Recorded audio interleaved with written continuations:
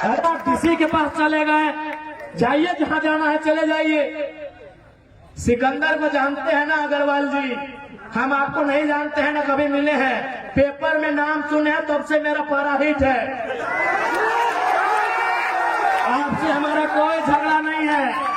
एक को आटा चक्की पीसते थे राजस्थान से आके, और लोगों को यहाँ झारखंड के मूलवासी, झारखंड के आदिवासी पे जुल्म करिएगा, केस करिएगा, तो याद रखिएगा आने वाला दिन जब काउंटर होगा ना, कोई डीसीएस भी साथ नहीं देने वाला। तरुण महतो रहे, चाहे नवीन महतो रहे, चाहे प्रेम माटी रहे, चाहे बेबी महतो रहे, चाहे अनीता टुड्डू रहे या सविता महतो रहे, अगर किसी को भी खरोच आया तो खरोच टाइगर जयराम महतो को आएगा। और यहाँ कारण क्या है, उनको मालूम है कि यहाँ हम लोग मजदूरों को, रैयतों को, जमींदाताओं को सता नहीं पाएंगे। यहाँ ये लोग उल्टा पलटवार करेंगे। इसलिए आपकी जानकारी के लिए बंगाल से 8,000 कंपनी वापस जा रही है, बिहार में तो कंपनी जाती ही नहीं है। उनको मालूम है सबसे भोले, सबसे सीधे सरल झारखंड के लोग हैं। जमीन भी लीजिए, लाठी डंडा भी मारिए, इन लोग कुछ नहीं बोलेगा, इन लोग कुछ नहीं बोलेगा। सबसे सरल झारखंड के लोग हैं। अभी हाल फिलहाल हमने देखा हमारे सरायकेला इकाई की टीम, वो कहीं कोई फैक्ट्री में आंदोलन कर रही थी, धरना में बैठी थी, सुने कोई राजस्थान का मालिक है, कोई अग्रवाल जी करके हैं, डीसी के पास चले गए शिकायत करने के लिए।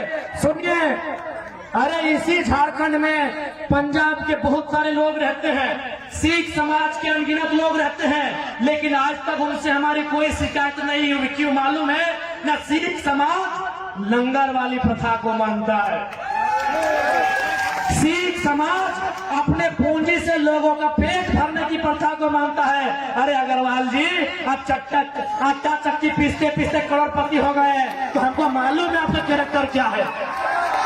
इसी मिट्टी में हजारों की संख्या में सिख समुदाय के लोग रहते हैं, लेकिन किस कोई कहे कि कभी उनसे हमारा विवाद हुआ हो? हमारा विवाद किनसे होता है? उन पूंजीपतियों से होता है, उन दलालों से होता है जो झोला लेकर आए थे और आज चोरी करके, बेईमानी करके करोड़पति हो गए हैं। तो बताइए कहाँ गलत है? इसलिए मैं इस मंच के माध्यम से, चाहे अग्रवाल जी रहे, चाहे फल्ला जी रहे, डीसी केवल आपका नहीं है। ये जो डीसी के पास अब एप्लीकेशन लेके चल गए ना, और याद रखिएगा, चाहे तरुण महतो रहे, चाहे नवीन महतो रहे, चाहे प्रेम माटी रहे, चाहे बेबी महतो रहे, चाहे अनीता टुड्डू रहे या सविता महतो रहे, अगर किसी को भी खरोच आया तो खरोच टाइगर जयराम महतो को आएगा। और याद रखिएगा, याद रखिएगा, इस बार हम निर्मल दादा की तरह, सुनील दादा की तरह चिता बहुत बाद में जलाएंगे, पहले अपनी समस्याओं को जलाएंगे। अब हमारी समस्याएं सिस्टम से है, हमारी समस्याएं किसी संस्था से है या किसी व्यक्ति से है, मुझे नहीं मालूम। इस बार यदि किसी को खरोच आया, हम उनकी चिता पहले नहीं जलाएंगे।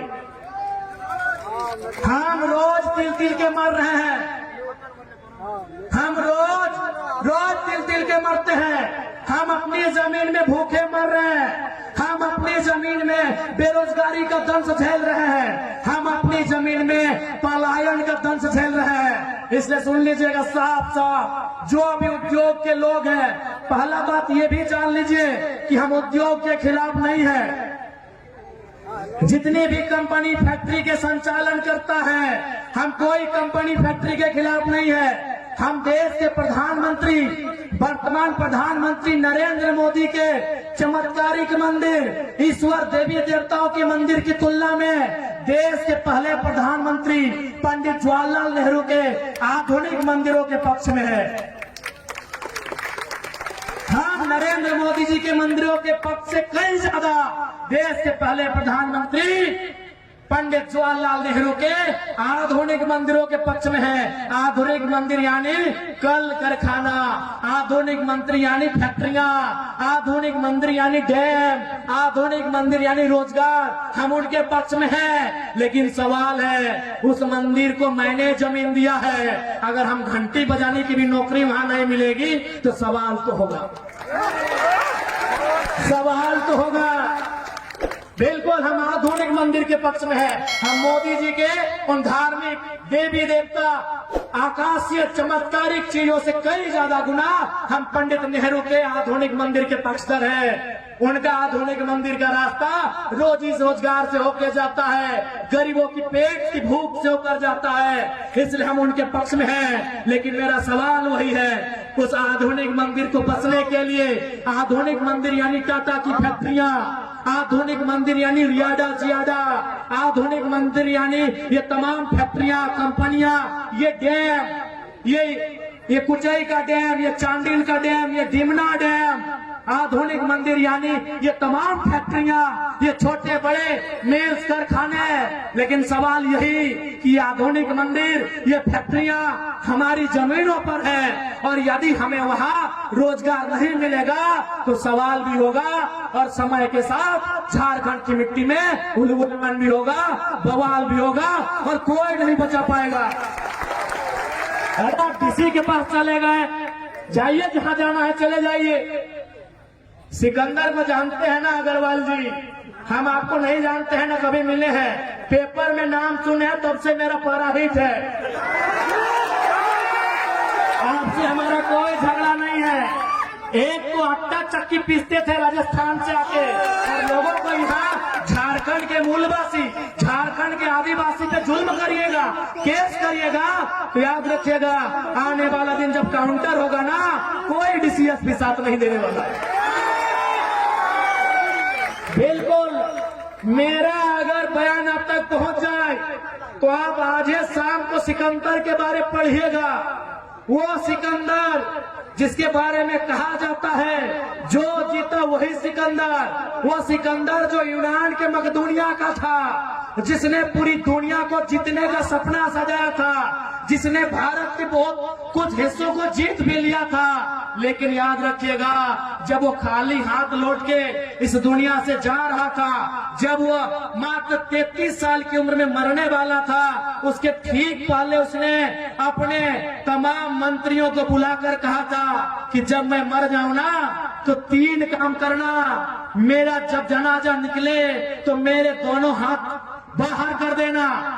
तो उनके मंत्रियों ने पूछा कि महाराज दोनों हाथ बाहर करने का मतलब क्या है? बोला मेरे दोनों हाथ बाहर करना, मुट्ठी खुली करना, ताकि दुनिया को पता चलेगा कि दुनिया को जितने चला सिकंदर खाली हाथ लौट के जा रहा है। उसने दूसरा शर्त रखा था, सिकंदर ने दूसरा शर्त रखा था कि मुझे मेरे जनाजे को कंधा कोई ऐरा गहरा नहीं देगा, कोई मामूली आदमी मेरे जनाजे को कंधा नहीं देगा, मेरे जनाजे को कंधा मेरे प्रधानमंत्री, मेरे महामंत्री, मेरे सेना नायक देंगे। बोला सर इसका क्या मतलब है? नहीं, इसका मतलब है कि दुनिया के बड़े बड़े तीस मार खा, दुनिया के बड़े बड़े तुर्रम खा, दुनिया के बड़े बड़े सेना नायक सिकंदर की सेना में थे, तलवार लेकर भाला लेकर, फिर भी उसकी जान नहीं बचा पाए। तो डीसी देखते हैं कितना दिन बचाते हैं आपको, देखते हैं एसपी कितना दिन बचाते हैं आपको। और तीसरा, सिकंदर का तीसरा जो कहना था कि जब मेरा जनाजा गुजरे तो मैंने अपने जीवन काल में जितना भी कमाया है, उस समय सिक्का नहीं होता था, उस समय गांधी जी का नोट भी नहीं होता था, गांधी पैदे नहीं हुए थे तो उस समय सिक्का भी नहीं था, उस समय गांधी जी का नोट भी नहीं था। उस समय क्या होता था? ज्वेरात होते थे, ज्वेलरी होते थे, सोना चांदी यानी जेवर वगैरह होते थे, सोने चांदी के पन होते थे, बड़े बड़े सिक्के होते थे। तो सिकंदर ने कहा कि मेरे मरने के बाद 1 रुपया भी मेरा जो उत्तराधिकारी होगा मेरे मरने के बाद 1 रुपया भी मेरे उत्तराधिकारी को मत देना, बल्कि मेरे जनाजा के आगे बिछाते जाना और लोग उस पर चल के जाए, ताकि दुनिया को पता चले कि धान एक दिन धूल बन जाता है। अग्रवाल जी, आपके साथ साथ तमाम फैक्ट्री कंपनी चलाने वाले मालिक को कहेंगे कि धान एक दिन धूल बन जाता है। और कान्हा, ये डीसीएसपी बहुत छोटा होता है उनके प्रधानमंत्री लोग के सामने, उन लोग नहीं बचा पाया। इसलिए हमारी आपसे कोई व्यक्तिगत लड़ाई नहीं है। क्यों हमारी टीम आपके खिलाफ आंदोलन की, आपको भी मालूम है। आप समय पे पैसा नहीं देंगे, आप भुगतान करवाएंगे, 10 मिनट लेट होने से तनख्वाह काटेंगे, तो क्या आपको हम चुमा लेंगे? क्या हम आपको चुमा लेंगे? आप अपने बारे में डीसी को कहा नहीं बताए कि आप कौन सा गलत काम करते हैं? आपने तो बता दिया जेल के अंदर लोग उद्योग को डिस्टर्ब कर रहे हैं। आपने बताया कि आप झारखंड सरकार ने जो रेट निर्धारण किया है, non skill, skill, semi skill, skill, क्या आप उनके आधार पर पेमेंट दे रहे हैं? क्या आप पीएफ तथा जो भी सुविधाएं मजदूरों को मिलनी चाहिए आप दे रहे हैं? ग्रेजुटी दे रहे हैं? जो भी मजदूरों को सुविधा मिलनी चाहिए क्या आप अपनी फैक्ट्रियों में दे रहे हैं? अगर नहीं दे रहे हैं तो कौन मुंह से डीसी के पास गए थे? कौन मुंह से डीसी के पास गए थे? आपको क्या लगता है आपके पास पैसा है तो डीसी आपका ही पक्ष सुनेंगे? तो हम भी इनके विधायक हैं, देखते हैं डीसी एक तरफा कैसे करते हैं, देखते हैं डीसी एक तरफा कैसे करते हैं। नहीं, आप पैसे वाले हैं, आपको लगा डीसी आपके जेब में है, मुंह उठा के चल गए, तो हम भी इनके मेंबर ऑफ लेजिस्लेटिव असेंबली हैं, देखते हैं डीसी एक तरफा कैसे करते हैं। याद रखिएगा, हम जनप्रतिनिधि हैं और डीसी कौन है? नौकरशाह है। नौकरशाह का मतलब क्या होता है? देखिए डीसी महोदय, हम आपके खिलाफ कोई ऐसा वचन नहीं कह रहे हैं, जो सिस्टम है दुनिया को बता रहे हैं। डीसी रहे चाहे एसपी रहे, वो नौकरशाह का पाठ होते हैं। आप जनता के सेवक हैं, हम जनप्रतिनिधि हैं, हम उनके प्रतिनिधि हैं। आप उनके सेवक हैं, हम उनके प्रतिनिधि हैं। प्रतिनिधि का मतलब क्या होता है मालूम है? नहीं मालूम है तो बता देते हैं। क्योंकि भारत एक लोकतांत्रिक देश है, यहाँ कानून बनाना होता है, यहाँ नियम बनाना होता है, यहाँ विधि बनाना होता है, और जनता डायरेक्ट विधि नहीं बना सकती है। क्योंकि जनता 1 अरब से ज्यादा है, तब ये निर्णय हुआ कि जनता 15 लाख में 20 लाख में एक वो प्रतिनिधि चुनेगी, वही तो हम हैं। हम जनता के प्रतिनिधि हैं, हम उन्हीं की आवाज को, उन्हीं के मुद्दों को, उन्हीं की समस्याओं को विधानसभा में, लोकसभा में, राज्यसभा में लेकर जाते हैं। इसलिए जो भी उद्योग घराना ये सोच रहा है कि पदाधिकारी आपके जेब में है, ये गलत बात है। क्योंकि डीसी एसपी वो जनता के होते हैं, किसी